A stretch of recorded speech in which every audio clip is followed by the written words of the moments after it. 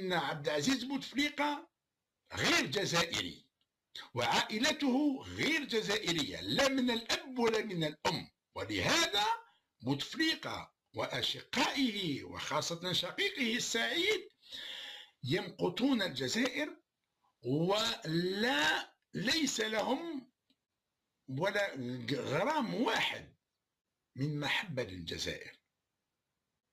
هؤلاء الناس اللي جاونا من بلد شقيق المغرب، جاونا بعقلية المخزن تاع السبعينيات، لأنه اليوم في المغرب الملك متاعهم شاب ياخذ صور مع الشعب تاعو سيلفي، وكما شفنا احد المغنيين الجزائريين خذا معاه سيلفي. هل هذا المغني الجزائري ياخذ سيلفي مع ملك المغرب محمد السادس قادر ياخذ سيلفي مع بوتفليقة او مع سلال؟ قادر يقترب من واحد منهم؟ ما يقدرش.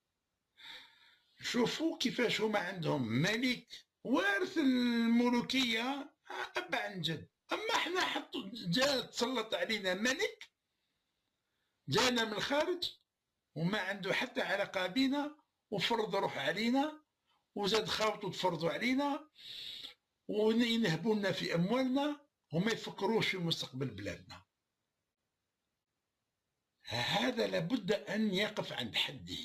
وسأنشر كل الأدلة عن قريب عن السر الذي يحتفظ به بوتفليقة بكل قواه، وهو المتعلق بحياته الزوجية والمتعلق بأصوله المغربية.